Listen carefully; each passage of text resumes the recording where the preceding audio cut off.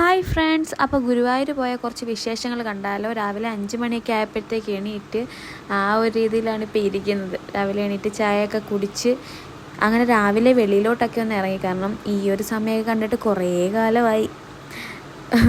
അങ്ങനെ കുറച്ച് നേരം അവിടെയൊക്കെ നിന്ന് പിന്നെ പല്ലൊക്കെ തേച്ച് പിള്ളേർ രണ്ടും ഉറങ്ങുമായിരുന്നു. ഞങ്ങളൊന്ന് റെഡി ആയിട്ട് അവരെ ഉണർത്താമെന്ന് വിചാരിച്ച്.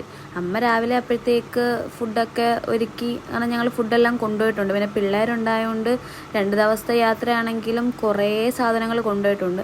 കണ്ണനുണ്ണിയുടെ ഫസ്റ്റ് ട്രെയിൻ യാത്രയായിരുന്നു. അപ്പം ഒരു വീഡിയോ ഒക്കെ എടുത്ത് വെക്കാമെന്ന് വിചാരിച്ചു. ഇതാണ് ഞങ്ങൾ പോകുന്ന ട്രെയിൻ.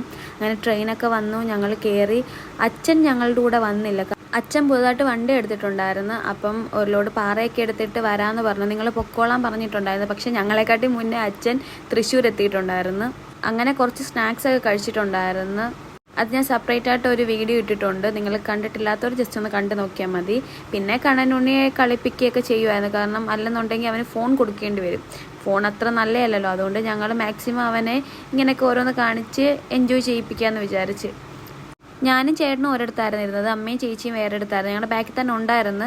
സിംബ ഇടയ്ക്കിടയ്ക്ക് എത്തി നോക്കുന്നുണ്ടായിരുന്നു. പിന്നെ ഇടയ്ക്ക് അവനെ എടുക്കുകയൊക്കെ ചെയ്യുന്നുണ്ടായിരുന്നു. പിന്നെ കണ്ണനുണ്ണി ഫുഡൊക്കെ കഴിച്ച് അവന് നന്നായിട്ട് ഉറക്കം വന്നിട്ടുണ്ടായിരുന്നു. അങ്ങനെ ഞാൻ അവനെ ഉറക്കി.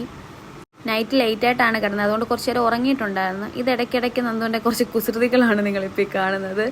പിന്നെ ഞങ്ങളിടയ്ക്ക് സ്നാക്സ് തന്നെ, ഇത് തന്നെ റിപ്പീറ്റ്. സ്നാക്സ് കഴിക്കുക, കുറച്ച് നേരം സിനിമ കാണുക, ഇതൊക്കെ തന്നെ ഉള്ളായിരുന്നു പരിപാടി. പിന്നെ കണ്ണനുണ്ണിയെ നന്ദു തന്നെ കുറച്ച് നേരം ഹാൻഡിൽ ചെയ്തുകൊണ്ടിരുന്നത്.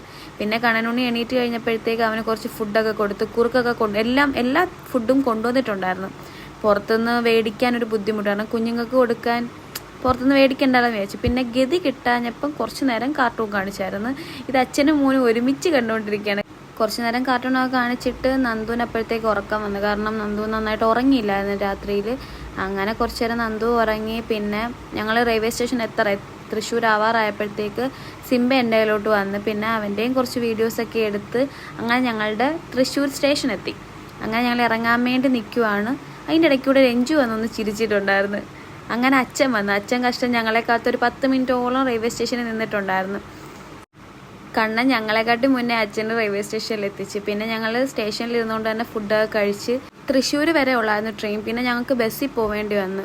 ബസ്സിലൊക്കെ പിള്ളേരെയും കൊണ്ട് എങ്ങനെ പോകുമെന്ന് അറിയില്ല. കാരണം ഇന്ന് വരെ പിള്ളേർ ബസ്സിൽ കയറിയിട്ടില്ല. ഇതൊക്കെ ഒരു എക്സ്പീരിയൻസ് ആയിരുന്നു. തൃശ്ശൂർ എത്തിയിട്ട് ഒരു മണിക്കൂർ യാത്ര ഉണ്ടായിരുന്നു. പക്ഷെ സ്മൂത്തായിട്ടെല്ലാം നടന്ന്. അപ്പോൾ ഇതിൻ്റെ പാർട്ട് 2 ആയിട്ട് നമുക്ക് വീണ്ടും കാണാം. ടാറ്റാ.